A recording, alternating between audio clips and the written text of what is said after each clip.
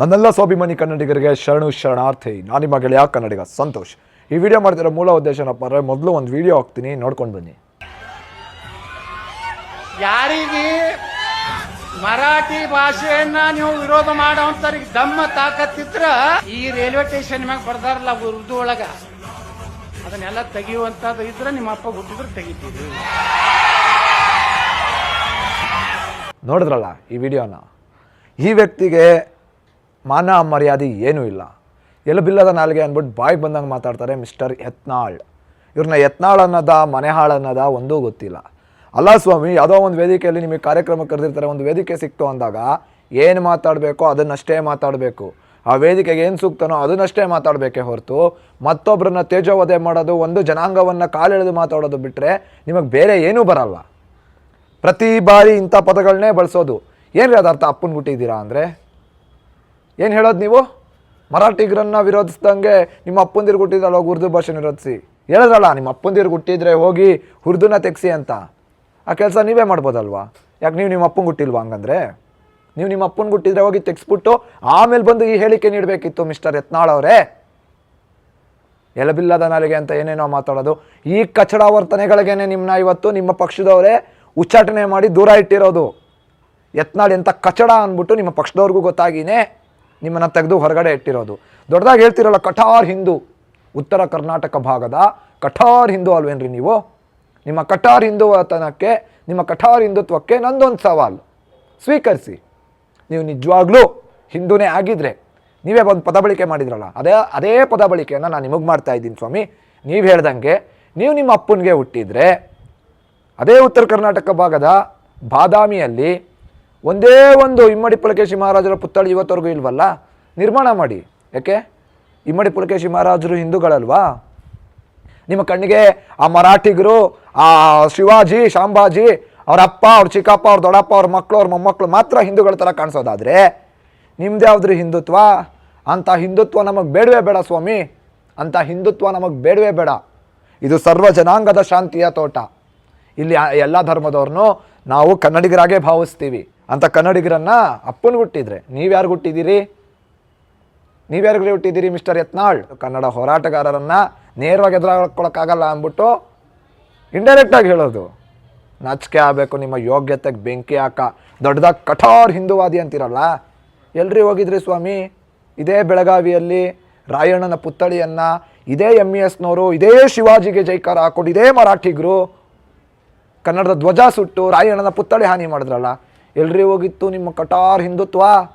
ಯಾಕೆ? ನೀವು ನಿಮ್ಮ ಅಪ್ಪಂಗೆ ಹುಟ್ಟಿಲ್ವಾ? ಹಂಗಂದ್ರೆ ನನಗೆ ನಿಮ್ಮ ತಂದೆ ತಾಯಿ ಬಗ್ಗೆ ಯಾವುದೇ ಬೇಜಾರಿಲ್ಲ, ಯಾವುದೇ ಅನುಮಾನ ಇಲ್ಲ. ನೀವು ಬಳಕೆ ಮಾಡಿದ ಪದನೇ ಇವಾಗ ನಾನು ಬಳಕೆ ಮಾಡ್ತಾ ಇದ್ದೀನಿ ಅಷ್ಟೇ. ಆ ಒಂದು ಪದ ನಿಮಗೆಷ್ಟು ನಾಟುತ್ತೆ ಅಂತ ಪರೀಕ್ಷೆ ಮಾಡ್ತಾ ಇದ್ದೀನಿ. ಸರಿ ಸ್ವಾಮಿ, ಇವೆಲ್ಲ ಬಿಟ್ಬಿಡಿ. ಒಬ್ಬ ನಾರಾಯಣಗೌಡರ ಸಾಮಾನ್ಯ ಕಾರ್ಯಕರ್ತ ನಾನು. ನನ್ನ ಪ್ರಶ್ನೆಗೆ ಉತ್ತರ ಕೊಡಿ. ನನ್ನ ಸವಾಲನ್ನು ನೀವು ಸ್ವೀಕರಿಸಿ. ನಿಮ್ಮ ಅಪ್ಪನಿಗೆ ಹುಟ್ಟಿದ್ರೆ ನಿಲ್ಲಿಸಿ ಇಮ್ಮಡಿ ಪುಲಕೇಶಿ ಮಹಾರಾಜರ ಒಂದೇ ಒಂದು ಪುತ್ಥಳಿಯನ್ನು ಬಾದಾಮಿಯಲ್ಲಿ ನೋಡೋಣ. ಏನೋ ಒಂದು ದೊಡ್ಡದಾಗಿ ಮೊನ್ನೆ ಒಂದು ಸ್ಟೇಟ್ಮೆಂಟ್ ಕೊಟ್ರಲ್ಲ, ಶಿವಾಜಿ ಇಲ್ಲದೆ ಹೋಗಿದ್ರೆ ಯತ್ನಾಳ್ ಏನೇನಾಗಬೇಕಿತ್ತೋ, ಯಾವ ಧರ್ಮದವನಾಗಬೇಕಿತ್ತೋ ಅಂತ. ನಾನು ನಿಮಗೆ ನೇರವಾಗಿ ಹೇಳ್ತೀನಿ ಕೇಳ್ರಿ. ಇದೇ ಇಮ್ಮಡಿ ಪುಲಕೇಶಿ ಇಲ್ಲದೆ ಹೋಗಿದ್ರೆ ಆ ನಿಮ್ಮ ಶಿವಾಜಿನೂ ಸಹ ಒಂದು ಟೋಪಿ ಹಾಕೊಂಡು ಹುಟ್ಟಬೇಕಿತ್ತು. ಇಲ್ಲ, ಹುಟ್ಟಿದ್ರೋ ಇಲ್ವೋ ಅನ್ನೋದೇ ನಮ್ಗೆ ಅನುಮಾನ. ಯಾಕಂದರೆ ಮೊದಲ ಅರಾಬ್ ದಾಳಿಯನ್ನು ತೊಡೆದವರು ಇಮ್ಮಡಿ ಪುಲಕೇಶಿ ಮಹಾರಾಜರು. ಅವ್ರನ್ನ ಯಾಕೆ ನೀವು ಪೂಜೆ ಮಾಡಲ್ಲ? ಇಲ್ಲಿ ನಾವು ಕನ್ನಡಿಗರು, ನಾವು ಯಾವುದೇ ಕಾರಣಕ್ಕೂ ಮರಾಠಿಗರ ವಿರೋಧಿ ಆಗಲಿ, ಮರಾಠ ಸಮಾಜದ ವಿರೋಧಿಗಳಲ್ಲ. ಯಾವನ ಕನ್ನಡವನ್ನು ಕೆಣಕ್ತಾನೋ ಅವನ ವಿರೋಧಿಗಳು ನಾವು. MES ಅಂತ ಪುಂಡ ಸಂಘಟನೆ, ಶಿವಸೇನೆ ಅಂತ ಪುಂಡ ಸಂಘಟನೆಗಳ ವಿರೋಧಿಗಳೇ ನಾವು ಹೊರತು ಮರಾಠಿಗರ ವಿರೋಧಿಗಳಲ್ಲ. ನಮ್ಮ ಸಂಘಟನೆಯಲ್ಲೂ ಬಹಳಷ್ಟು ಜನ ಮರಾಠಿಗರಿದ್ದಾರೆ ರೀ, ಗೌರವಿಸ್ತೀವಿ. ಅವರು ಬಂದು ಪ್ರತಿನಿತ್ಯ ಕನ್ನಡಕ್ಕೋಸ್ಕರ ಹೋರಾಟ ಮಾಡ್ತಾರೆ. ಎಷ್ಟೋ ಕನ್ನಡ ಪರ ಹೋರಾಟಗಾರರಲ್ಲಿ ಮರಾಠಿಗರಿದ್ದಾರೆ, ಮುಸಲ್ಮಾನರಿದ್ದಾರೆ, ಕ್ರೈಸ್ತರಿದ್ದಾರೆ, ತಮಿಳರಿದ್ದಾರೆ, ತೆಲುಗರಿದ್ದಾರೆ. ನಾವು ಅವ್ರು ಯಾರನ್ನು ವಿರೋಧ ಮಾಡಲ್ಲ. ನಾವು ಯಾರನ್ನ ವಿರೋಧ ಮಾಡ್ತೀವಪ್ಪ ಅಂದರೆ ಅವರ ಭಾಷೆಯನ್ನು ನನ್ನ ಭಾಷೆ ಮೇಲೆ ಏರಿಕೆ ಮಾಡೋಕ್ಕೆ ಬರ್ತಾರಲ್ಲ ನನ್ನ ನೆಲದಲ್ಲಿ, ಅಂಥ ಮುಟ್ಟಾಳ್ರನ್ನ, ಅಂಥ ನಾಡ ವಿರೋಧಿಗಳನ್ನ ವಿರೋಧಿಸಿದ್ದೀವಿ ಹೊರತು ಯಾವುದೋ ಒಂದು ಜನಾಂಗವನ್ನು, ಯಾವುದೋ ಒಂದು ಭಾಷಿಕರನ್ನು ಸಂಪೂರ್ಣವಾಗಿ ನಾವು ವಿರೋಧಿಸಲ್ಲ.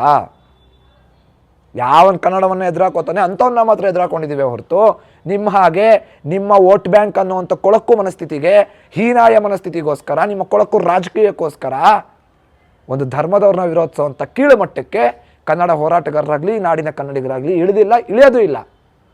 ಮರಾಠ ಸಮಾಜ ಅಂತೆ, ಅದಂತೆ ಇದಂತೆ ಎತ್ಕಟ್ತೀರಲ್ರಿ. ಸೋದರ ಭಾವತ್ವದಿಂದ ಬದುಕ್ತಾ ಇದ್ದೀವಿ ನಾವು. ಮರಾಠಿಗರು ಕನ್ನಡಿಗರು ಇವತ್ತು ಸೋದರ ಭಾವತ್ವದಲ್ಲಿ ಬದುಕ್ತಾ ಇದ್ದೀವಿ.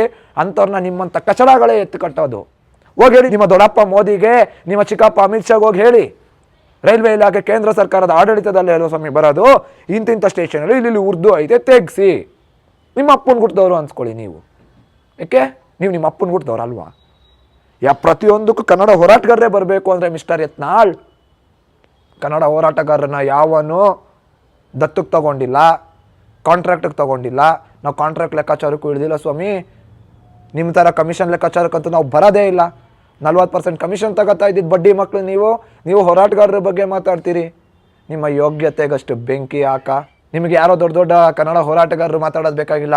ನಮ್ಮ ನಾಯಕರು ನಾರಾಯಣಗೌಡರು ಮಾತಾಡೋದು ಬೇಡ. ನಾರಾಯಣಗೌಡರು ಒಬ್ಬ ಸಾಮಾನ್ಯ ಕಾರ್ಯಕರ್ತ, ಒಬ್ಬ ಸಾಮಾನ್ಯ ಕನ್ನಡಿಗ. ನಾನು ನಿಮಗೆ ಸವಾಲು ಆಗ್ತಾ ಇದ್ದೀನಿ. ನಿಮ್ಮ ಅಪ್ಪನ ಗುಟ್ಟಿದ್ರೆ ಒಂದೇ ಒಂದು ಇಮ್ಮಡಿ ಪುಲಕೇಶಿ ಮಹಾರಾಜರ ಪುತ್ಥಳಿಯನ್ನು ಅನಾವರಣ ಮಾಡಿ. ಅವಾಗ ನೀವು ನಿಮ್ಮ ಅಪ್ಪನ ಗುಟ್ಟಿದ್ದೀರಾ ಅಂತ ನಾವು ಒಪ್ಕೋತೀವಿ. ನೀವು ಹೇಳ್ದಂಗೆ ನಿಮ್ಮ ಅಪ್ಪನ ಗುಟ್ಟಿದ್ರೆ ನಾವು ಒಪ್ಕೋತೀವಿ. ಅದನ್ನ ನಿಲ್ಲಿಸಿ ತೋರಿಸಿ. ದಯವಿಟ್ಟು ಕನ್ನಡಿಗರೇ, ಇಂಥ ಮನೆಹಾಳರಿಂದ ಇವತ್ತು ಕನ್ನಡದ ಯುವ ಜನತೆ ದೂರ ಇರಿ. ಇವರ ರಾಜಕೀಯದ ಬೇಳೆ ಬೇಯಿಸ್ಕೊಳ್ಳೋಕೆ ಯಾಕ್ರಿ ಇದೇ ಯತ್ನಾಳು ಈ ಕೆಲವು ವರ್ಷಗಳ ಹಿಂದೆ ಇದೇ ಮುಸಲ್ಮಾನರ ಒಂದು ಕಾರ್ಯಕ್ರಮಕ್ಕೆ ಹೋಗಿ ಟೋಪಿ ಹಾಕೊಂಡು ಖಡ್ಗ ಹಿಡಿದು ಟಿಪ್ಪು ಜಯಂತಿ ಆಚರಣೆ ಮಾಡಿದ್ನಪ್ಪ. ಇದೇ ಯತ್ನಾಳು. ಎಲ್ಲೋಗಿತ್ರಿ ಮಿಸ್ಟರ್ ಯತ್ನಾಳ್? ಅವಾಗ ನಿಮಗೆ ಹಿಂದುತ್ವ ಕಟಾರ್ ಹಿಂದೂ ಅಲ್ವೇನ್ರಿ ನೀವು ಯಾಕ್ರಿ ಎಲ್ಲೋಗಕ್ಕೆ ಹೋಗಿದ್ರಿ? ನಿಮ್ಮ ರಾಜಕೀಯಕ್ಕೆ ನೀವು ಏನು ಬೇಕಾದರೂ ಮಾಡ್ಬೋದು, ಯಾವ ಧರ್ಮದವ್ರನ್ನ ಬೇಕಾದರೂ ಬಕೆಟ್ ಹಿಡಿಬೋದು. ಅದೇ ಅಮಾಯಕ ಯುವ ಪೀಳಿಗೆ ಸಹೋದರ ಭಾವತ್ವದಲ್ಲಿ ಬದುಕಿದ್ರೆ ನಿಮ್ಮ ಕೈಲಿ ತಡ್ಕೊಳಕ್ಕಾಗಲ್ಲ. ಯಾಕಂದರೆ ನಿಮ್ಮ ರಾಜಕೀಯ ನಡೀತಾ ಇರೋದೇ ಇವತ್ತು, ನೇರವಾಗಿ ಹೇಳ್ತೀನಿ, ನಿಮ್ಮಗಳ ರಾಜಕೀಯ ಇವತ್ತು ನಡೀತಾ ಇರೋದು ಯಾವುದ್ರ ಮೇಲಪ್ಪ ಅಂದರೆ ಅಮಾಯಕ ಹಿಂದೂ ಯುವಕರ ಸಮಾಧಿಯ ಮೇಲೆ ನಿಮ್ಮ ಹೊಲಸು ರಾಜಕೀಯ ನಡೀತಾ ಇರೋದು. ಕಳಿಸ್ರಿ ನಿಮ್ಮ ಮಕ್ಕಳನ್ನ ನೋಡೋಣ, ಬೀದಿಗಿಳಿಸ್ರಿ ಹಿಂದುತ್ವ ಪರವಾಗಿ ಹೋರಾಟ ಮಾಡಲಿಕ್ಕೆ. ಒಂದು ಹಿಂದುತ್ವ ಪರದ ಹೋರಾಟದಲ್ಲಿ ನಿಮ್ಮ ಮಕ್ಕಳು ಭಾಗಿಯಾಗಿದ್ದಾರಾ? ನಿಮ್ಮ ಮಕ್ಕಳೆಲ್ಲ ವಿದೇಶದಲ್ಲಿ ಒಳ್ಳೊಳ್ಳೆ ವಿದ್ಯಾಭ್ಯಾಸ ಪಡೆದು ಚೆನ್ನಾಗಿರಬೇಕು. ಅಮಾಯಕ ಹಿಂದೂ ಮಕ್ಕಳು, ಯುವಕರು, ಈ ನಾಡಿನ ಯುವಕರು ಹೋಗಿ ಅಲ್ಲೆಲ್ಲೋ ಹಿಂದೂ ಮುಸ್ಲಿಂ ಅಂತ ಜಗಳ ಆಡ್ಕೊಂಡು ಸಾಯ್ಬೇಕು. ನಿಮ್ಮ ಯೋಗ್ಯತೆಗೆ ಬೆಂಕಿ ಯಾಕೆ? ಮೊದಲು ನಿಮ್ಮನೆ ಮಕ್ಕಳನ್ನ ಬಿಡ್ರಿ. ಮೊದಲು ನಿಮ್ಮನೆ ಮಕ್ಕಳನ್ನ ಬಿಟ್ಟು ಹಿಂದುತ್ವದ ರಕ್ಷಣೆ ಮಾಡಿಸಿ, ಆಮೇಲೆ ಕಂಡವ್ರ ಮನೆ ಮಕ್ಕಳನ್ನ ತರೋರಂತೆ. ನಿಮ್ಮನೆ ಮಕ್ಕಳೆಲ್ಲ ಅಬ್ರಾಡಲ್ಲಿ ಅಲ್ಲಿ ಇಲ್ಲಿ ಚೆನ್ನಾಗಿ ಓದ್ಕೊಂಡು ಐಷಾರಾಮಿ ಜೀವನ ಸಾಗಿಸ್ಬೋದು. ದಯವಿಟ್ಟು ಕನ್ನಡಿಗರೇ ಎಚ್ಚೆತ್ಕೊಳ್ಳಿ. ಇಂಥ ಮನೆಹಾಳರ ಮಾತಿಗೆಲ್ಲ ಕಿವಿ ಕೊಡಬೇಡಿ. ನಮಸ್ಕಾರ.